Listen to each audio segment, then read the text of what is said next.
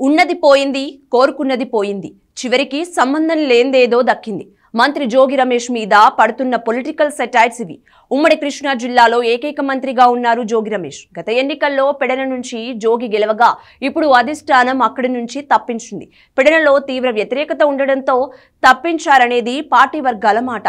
జోగి కూడా తాను మళ్లీ పెడన నుంచే పోటీ చేస్తా అంటూ మొదట్లో వీరాలు పలికినా తర్వాత కొంచెం వెనక్కి తగ్గారు. పార్టీ ఎక్కడి నుంచి పోటీ చేయమంటే అక్కడి నుంచి బరిలోకి దిగుతాననే పరిస్థితికి వచ్చారు. మొదట్లో ఆయన్ని ఎంపీగా పోటీ చేయించాలని అధిష్టానం భావించిందట. అది కుదరకపోవడంతో ఫైనల్ గా పెనుమనూరును ఎంచుకుంది. వాస్తవానికి జోగి రమేష్ స్వస్థలం ఇబ్రహీంపట్నం. ఇది మైలవరం నియోజకవర్గం పరిధిలో ఉంది. 2009లో అప్పటి పరిస్థితులకు అనుగుణంగా పెడనలో పోటీ చేసి తొలిసారి గెలిచారు ఆయన. 2014లో మాత్రం వైసీపీ అధిష్టానం మైలవరం బరిలో దించగా ఓడిపోయారు. దీంతో ఆ స్థానాన్ని వసంత కృష్ణ ప్రసాద్ తో భర్తీ చేసిన అధిష్టానం తిరిగి 2019లో జోగిని పెడనకు పంపింది. రెండోసారి కూడా పెడన నుంచి గెలిచి బీసీ కోటాలో మంత్రి అయ్యారు జోగి. అయితే మంత్రి అయ్యాక అటు పెడనలో ఇటు మైలవరంలో కూడా ఆయన వర్గం విపరీతమైన జోక్యం చేసుకుంటున్నారన్న ఆరోపణలు వచ్చాయి.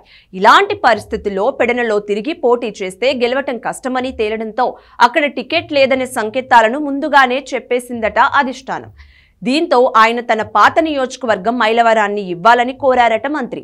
మైలవరం సిట్టింగ్ ఎమ్మెల్యే వసంత కృష్ణ ప్రసాద్ తో జోగి వర్గం విభేదాలు తారాస్థాయికి చేరుకున్నాయి. జోగి వర్గంతో విభేదిస్తున్న వసంత్ కొన్నాళ్ల పాటు నియోజకవర్గానికి దూరంగా ఉన్నారు.